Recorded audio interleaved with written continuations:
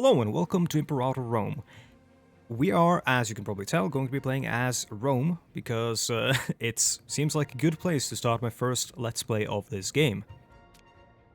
And one of the other reasons I want to play as Rome is because they have a lot of flavor built into them. Most of the other factions, even the really major ones like Carthage or Macedon and stuff like that, do have kind of generic laws that are shared between them, while the laws in Rome have specific historical, they are related to specific historical laws and stuff. And that's fun because, as I also have to do in every video, I have to introduce myself. I have a degree in history, and a lot of that was put into study of the Roman Republic, and of course the ancient world, as everyone has to do when you do a degree in history. So we're going to be playing as Rome, which is currently ruled by 2 consuls. This is on the 2.0 patch, so a lot of things have changed. Back when the game came out, I only played 10 hours of it, and I was like, this isn't for me. And now that the patch is out, I've tripled that, which isn't still a lot compared to a Paradox game, but that's a lot compared to how long the patch has been out. But yeah, we are now looking at Senatus Populusque Romanus. For over 20 years, the nascent Roman Republic has fought a harsh campaign against the Samnite people to the south. Although victory often seemed far from grasp, the war ended in Rome's favor, resulting in the liberation of the important Greek city of Neapolis. The Samnites, however, having retreated to lick their wounds, are far from defeated. In the north, the Etruscan people eye the expansion of the Roman Republic with apprehension.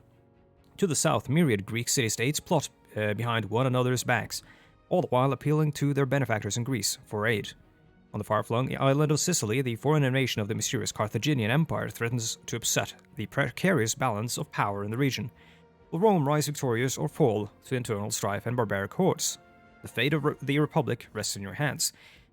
For the Republic, we have a truce with Etruria until 455-10-1. So they are our major enemy in the beginning. A lot of the Roman military innovations that made them great in the early sort of Republic years came from the Etruscan people. Rome didn't, contrary to what a lot of people might think, though I don't know actually a lot of people, I think this is a common sentiment now, but pretty much everything that made Rome great was not invented by Romans. Contrary to what, some people who talk a lot about Roman history and ancient history, there's a lot of misinformation about ancient history. Contrary to what a lot of people think about ancient history and Rome and how, they became great. The thing that made them great was their expansion and, or quote-unquote great, their expansion and their ability to sort of integrate a lot of people into their sort of society. And that's why, their original, I believe, military structure was all Greek. And their gods, are Greek. And a lot of their, republican ideals are Greek, right? Also, I love these islands. They're so weird. These 3 fingers. Or these peninsulas, I guess. Anyways, let's see. Let's have a look. So, the first things you need to do when you start a game, from what I can understand, is, of course, pick your ideas. These will be swapped out as we get advances later on. But for now, I think what I'm going to go for is... I'm not going to need this, because we're not going to need shipyards yet. We're always going to be we're in basically a state of Cold War forever with Carthage until they're defeated. These are our major enemy. In the far-flung sort of future, we will probably be fighting whichever big kingdoms win out in the east. I've often seen the Seleucids get eaten by Parthians or migratory tribes, but they might not. And of course the Egyptians. And whatever happens up here, it's usually chaotic. I've seen Thrace sort of own most of Anatolia. Yeah, we want to slot ideas, 2 martial ideas and 1 oratory idea in order to get the associated bonus. So let's see. We're not going to need this again, because we're not fighting Carthage yet, which is going to be a naval powerhouse. We're not going to be able to beat them at sea, I think, for a while. Our plan will probably just be to, land people over here, take Sardinia and take Sicily, and then, of course, maybe get down to actual Carthage at some point. This is good. But ordered retreat seems like something that's really good if you're losing. But we're not going to be losing. So I guess we're going to take it anyways, because we're not going to need ships. And then Oratory Ideas, let's see. We're playing on like the normal difficulty and stuff, which is honestly, admittedly, pretty easy for Rome, I think. Monthly corruption, nope. Loyalty of generals and admirals, really good, but we won't have that many generals and admirals, really. Like, we'll have an admiral, we'll have a general soon, but we won't have a lot of legions to begin with. What we want is loyalty of governors. This, which we won't have for a while. Because our governors are, with 2.0, our governors are also our military leaders, for the most part. Because they run the levied troops. Essentially, the way it works is kind of like in CK3 or Crusader Kings, whereby a governor will levy, which means like you're pulling up peasants or whoever, like people who don't usually fight as professional soldiers, as like into their army when needed, and then they go back to the fields later on. That's also really problematic because when those people die, those pops are dead. Improve opinion maximum. Yes, I think this one is good because we have a bunch of subjects which we need to integrate. And we need to pick inventions. Now, I don't know what the best path to go down this is, but what I like to do, from what little I've played of 2.0, is I like to sort of push hard on the military, because military gives us eventually cohorts, which allows us to choose the law that allows us to raise legions freely. Now, we're probably not going to get this and the law before we're actually going to get an event chain that's going to give us it anyways.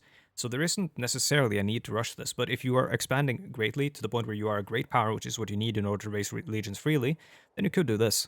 Until that point, we'll only have one legion, though. I think we are probably going to go with... I don't really do provincial investments all that much. I probably should be doing it more. I like import value and stuff, because then we can get to the stuff that gives us commerce income, which is a big deal, because we're going to be expanding a lot, which means we'll have a lot of resources, which also means that we will be able to sell, and we'll be able to trade a lot, which is going to give us a lot of income. Actually, we start with 7. Oh my god. Let's see if we can do some martial ones, just to get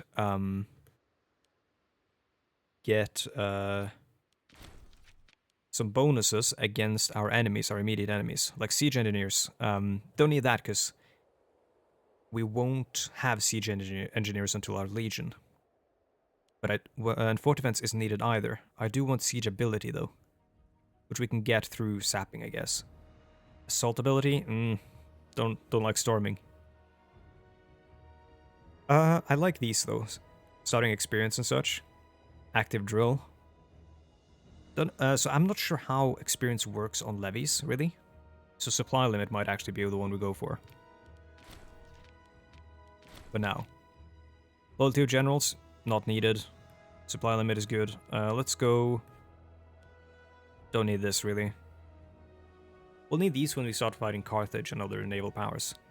Let's have a look at civic advances.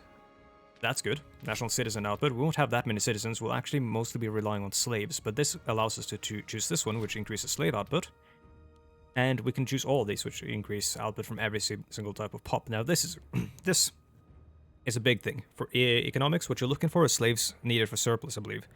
Because this means that you need less slave pops for a surplus of slaves, I believe. Which means that you get extra units of that resource, and those resources can then be traded at the market to increase your commerce income, or be sent to capital for the bonuses. Excuse me if my voice is going out and stuff, I don't know what's going on there. National slave output again is really good. I think I'm going to go with that. The slaves are the ones who produce our resources.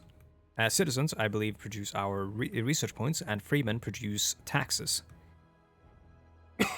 I believe. I'm not 100% sure. This is really good. National commerce income 15%.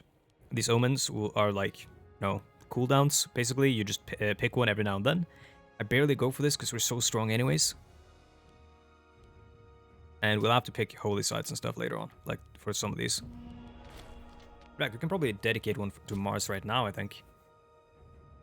I don't know if there's any point to spreading the holy sites out, though. Like, that's already a holy site. This could be one.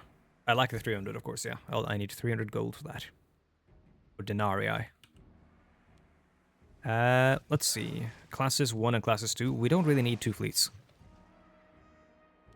The reason I'm going to merge them is so one reason you might want to make more fleets is that you can actually split them up and have more commanders, and that means that you can have more people employed, which is going to be a problem later on. We'll see that happening. But yeah, we'll put whoever's the best, I guess. Lucius, Papyrus, Cursor. And let's unpause. Actually, no. Trade, of course. There are unused trade routes, so we only have, let's see, we have 2 regions denoted by this dashed line here. Sorry, not 2 regions, we have 2 provinces. We also have 2 regions, of course. We have Magna Graecia here as well, which is where Marcus Claudius Corvus is the governor, and our governor here is, of course, the consul, Publius Sempronius Sophus. I don't remember how long the consul served. I don't know if that is that changed over the course of the Republic. Let's see.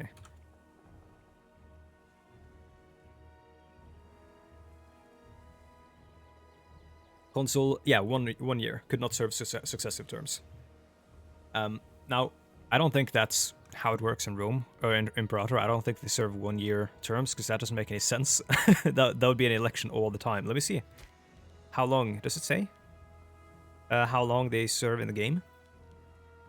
But at least we have a co-consul, which didn't used to be a mechanic in the game. I think I don't know exactly what the co-consul does. But in the game mechanics, because, I mean, it's 2.0 and things are different. I think they added the co-consul in like 1.3 or 1.5 or something. They didn't even used to be like a co-consul, which was really, honestly, terrible. Let's unpause, because we're like 10 minutes into the video, we haven't really done much. I'm gonna do the trade stuff while the game is going. And we also have missions, of course, which we need to sort out. Since the founding of Roma by Romulus hundreds of years ago, which was of course fake, that didn't really happen, a proud city has skirmished with our Italic neighbors, vying for control of the coast and cities of Latium and Campania. Our recent victories over the Etruscans and Samnites have proved our superiority, and it is clear that it is Rome who is destined to unite the Italic peoples and lead them to glory. So we need to conquer or subdue the Italian peninsula, then we get a new mission tree. It's kind of like national foci in Pathfinder 4, or I believe the missions in EU4. Probably more like the missions in EU4, I think. If you played any of the other Paradox games, that is. Pan-Italic Congress is better than Destroy Italian Allies, so this increases our opinion with all of our subjects and stuff. Now, I'm going to do this one now, because very soon we will not have subjects, because we'll be integrating them. So this is going to help us improve relations or create alliances, yeah. Which we can then later break and all that. The other one, subdue our Italic neighbors, is basically going to have us declare war on our subjects and reduce our stability by a bunch, and I don't like that.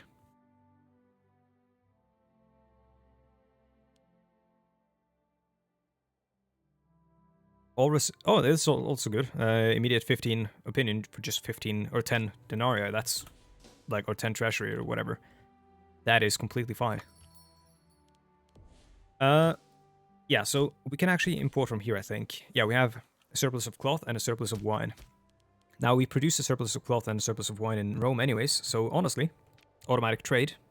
Oh, that's import, never mind. I wish you could set it to automatically export from individual provinces, but I don't think you can. You can only do this. Accept all trades, which will also not trade so that we lose our surplus, so they'll trade 2 of that wine, 1 of that iron, and 1 of that grain and stuff, but keep the surplus in the province.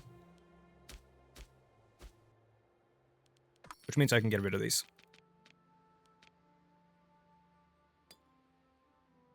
Now later on we'll have to micromanage that stuff, because we need to get supplies to the capital for the surplus. And sometimes we'll need to get supplies to other places just to like increase food production, for example, if we're losing food. Okay, so Sicilia, Lucania, and Samnium did not join us. Well, the Samnites hate us, so that makes sense. This will have to do. And then let's declare war on the Samnites, actually. Just straight off the bat. Can we? Because we should have... No, we don't have a war goal yet. Oh. Well, we can create one. Actually, hold on. Let me see if I can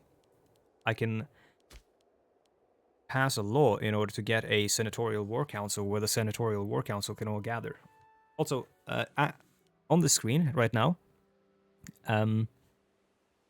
you can see the three parties that are sort of, or the three factions, rather, because they're not actual political parties, I don't believe, that are sort of dominating Roman politics right now.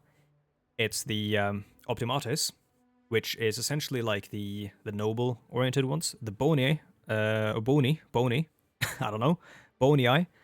They are like the centrists, essentially, aristocrats who believe in the ancient traditions of the nation rather than taking part in the conflicts between classes like the Optimates and Populares.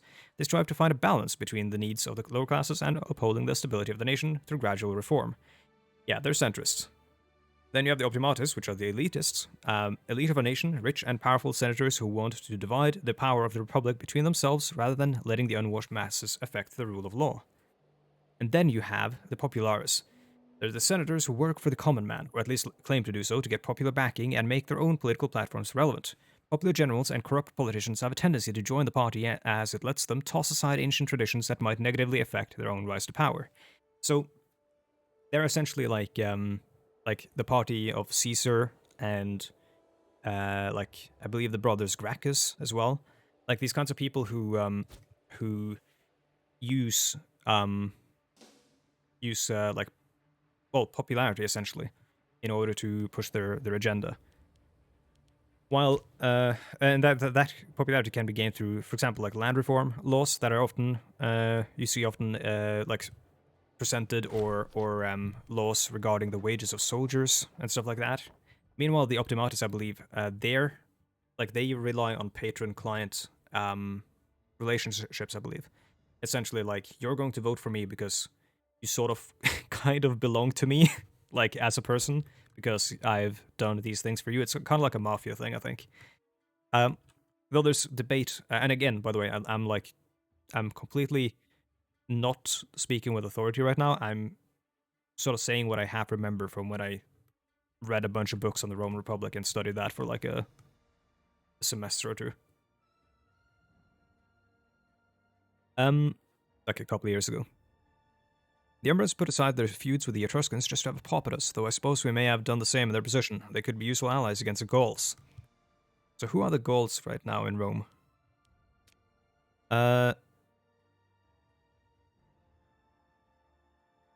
We have Belgians. We have some Belgians down here in Ancon. Okay, some Belgians have wandered down here, and then you have these are Greeks, and you have the Messapians of the Messapian culture, which is same culture as, or sorry, the Illyrian culture group, which is all over here, and then you have the Gauls up here. We're not going to be dealing with the Gauls for quite a while, I think. I think we're mostly going to be dealing with the Greeks and the Italics until we want to actually deal with the Illyrians. We want to push down south fast before the Carthaginians try to get up here. The Punics.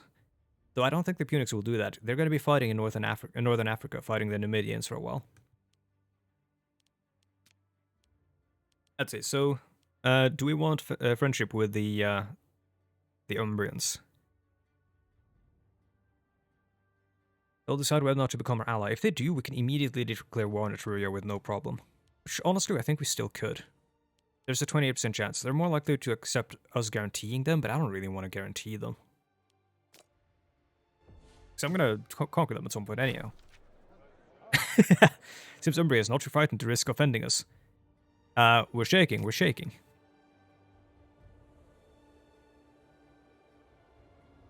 How many levies do we have? We should have plenty. Yeah, oh my god. 17 light infantry, 8 heavy infantry. Our infantry is like the terror of Italia. The heavy infantry is so strong for Rome. Probably not right now. I don't know, actually. We probably have some sort of like...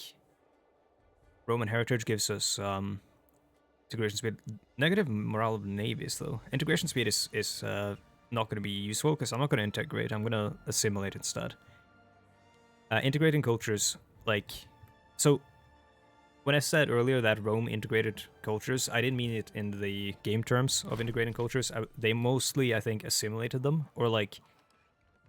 It's hard to explain, but... I don't think the game sort of tackles this in a very elegant manner, but... Romans could be very different, like... Whether or not they lived up here, in Britain or whether or not they lived in Italy, but they were still Romans. Which, in the integrate culture mechanic here, you would instead say like, okay, no, Britons belong in Rome, but they're not Roman. We owe too much to the Etruscans, though they have allowed their ridiculous obsession with federal autonomy to weaken their position. They could be useful against the northern barbarians or Carthaginian colonies. Wait, we're not going to make friends with the Etrurians. Whether to guarantee us. Wait, oh, okay, no. Reciprocate our friendship. I don't like the Etrurians. No, I don't want to be friends with them. What of it, Etruscan scum? Yeah. They lose opinion, we gain some popularity.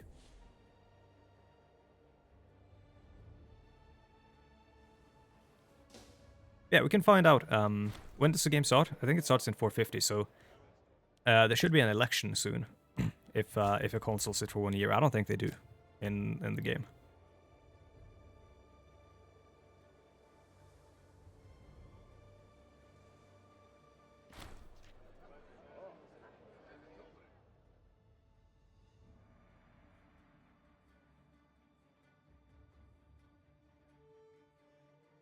Delegates of Etruria have been locked in private negotiations with those of Freniatia, scarcely being seen in days.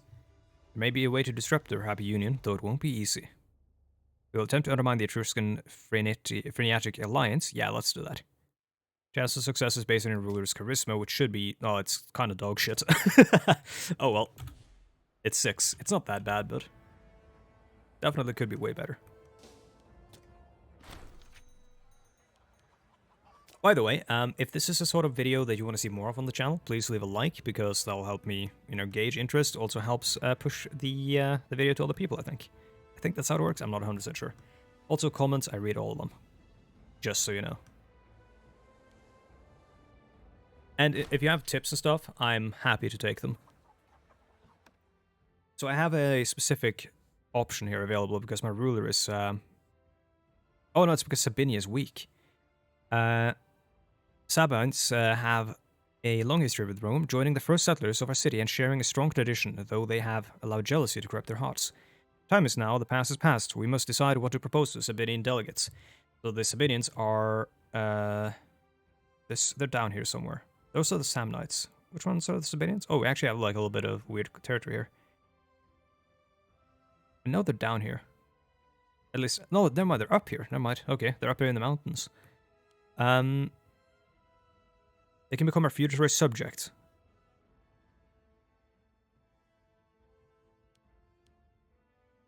Yeah, why not?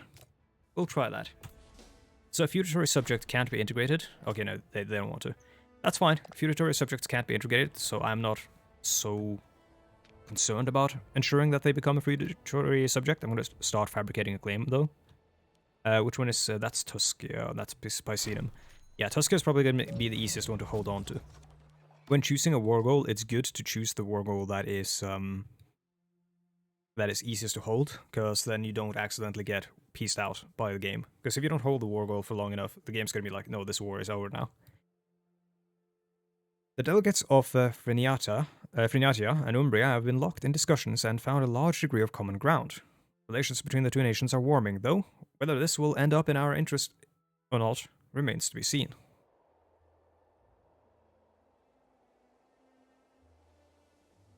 I like how the provinces have kind of dumb names when they're not Roman. I say dumb as in like I don't recognize them, like Vesnth and Pisna instead of Pisa.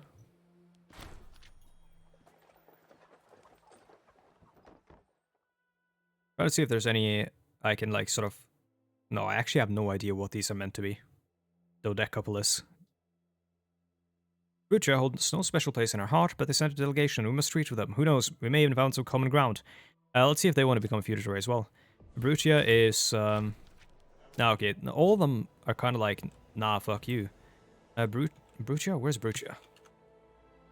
This is also one of the big issues with this game that I have. It's not an actual issue. It's just like a thing that you have to get used to. When you play like, Hearthstone 4 or EU4 or whatever, like you know where countries are. At least in Hearthstone 4, I know where, like, I can tell you where every country is.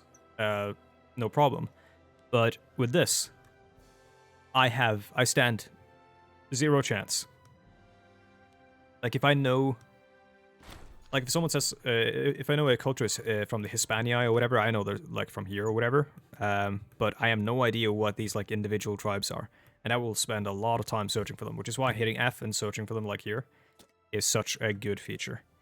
Dialogue with Placentia. Placentia holds no special place in her heart. Yeah, this one. Placentia is, these guys. I'll try to get some feudatory subjects, just because it will give us money, if they accept. I'm not going to actually try for an alliances with the smaller ones, because I want to beat them up. But these, like, slightly larger ones, bordering Etruria, those can be really useful. For a quick war with them. Declaring war against a country with the same rank or higher gains us popularity. We have 51 support in the Senate, which is what you need in order to declare war without people getting extremely mad about you subverting democracy. Quote-unquote democracy, because the Roman democracy was kind of shit. It's an aristocratic republic, which means that it's a democracy for the few, really. I mean, we still have slaves, right? In fact, how many slaves do we have? 22% of our population are slaves. Oh, I want to check something real quick. Sparta, how many of you are slaves? Can I see that? I don't think I can see that. No, I can't. Oh, that's annoying. I wish I could, because there's one prevalent theory of why the Spartans were so quote-unquote elite, as in they like were well trained and maintained a strong military that was reputed for being strong, is that the Spartans lived in constant fear, like pants-shitting fear of all other slaves who like outnumbered them extremely, rising up against them. Like, they were super afraid of that. That's why they kept, like, the military strong and stuff, so that they could beat down a slave revolt. And also why they ruled with such, like, an iron fist, supposedly. Seems that Marcus Claudius Corvus has gotten his hands on a lot of wealth, as he started investing a great deal of silver into building a reputation for himself lately. Though it is unclear exactly where he found these riches, his efforts are surprisingly effective. With this increased popularity, Marcus has started vying for a more powerful position in Rome, shamelessly comparing himself to our consul, Publius Fabius Sophus. I will quiet down a time, hopefully, or time to share with the rest of his Marcus, so I can just confiscate some of his wealth. It's only 7, so I don't want to do that. Great tyranny is nothing. No matter what I do, he's going to lose loyalty, but he's going to lose more loyalty if I try to steal his wealth. So let's just hope he quiets down. Now he's going to be quite disloyal, so he's now up here. And disloyalty is really bad because it can lead to civil war. Our heralds bring troubling news of the proud nation of Carthage. After a brief period of instability, a hitherto toothless governmental faction seized power in the Carthaginian Adyrum, making a mockery of the proud democratic heritage of their nation. The loyal advisors recommend that we dispatch an envoy to issue a sharp rebuke of this troubling state of affairs. Let those wizened misers seated in the gilded thrones take it into their mind to placate their people with misguided conquests, upsetting the delicate balance of power in our region. Yeah.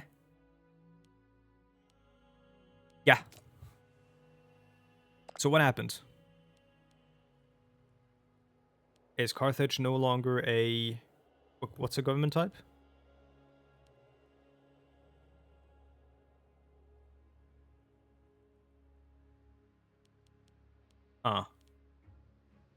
They have a lot of subjects.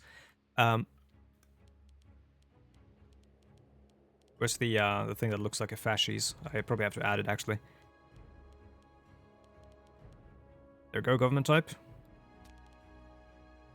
So they are an oligarchic republic, and we are an aristocratic republic. So what's the? Oh, we have a son, Proculus. What's the change in?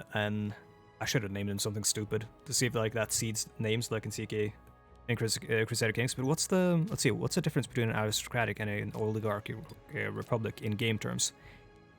I can't really see because I can't change our government type, I don't think.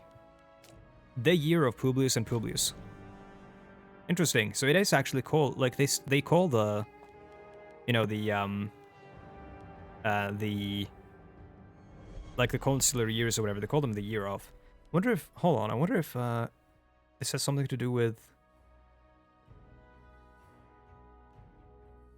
like, the difference in the calendar might have anything to do with how it takes more than 1 year. No, I have no idea. I have no idea. I think they rule for longer than 1 year though. Tibur has been a huge influx of visitors lately, and the reputation of being one of the city's Hercules passed through on his way to Eurystheus, back from Erythea. Though it is impossible to say if he truly passed through the city or not, the stories have flourished lately. This is a prime opportunity to build upon the myth, to honor the hero, and increase the potential commerce in Tibur. Tibur is, yeah, let's lose some stability, that's fine. In order to get 120 months of local tax plus 15% and army movement speed plus 10%. Yeah, that's good. So stability we can easily prop up with some of these divine sacrifices. It only costs us 43 political influence. We want to keep some of that banked up though. Do we have a... No, we don't even have a Casus Belli. Let's just make one. Let's have one ready. Tuscia. There we go. And they're being occupied by Picentia, and Picentia are these guys. Let's start improving relations with our vassals, so we can start integrating them later on. Since we have a lot of money that I haven't spent.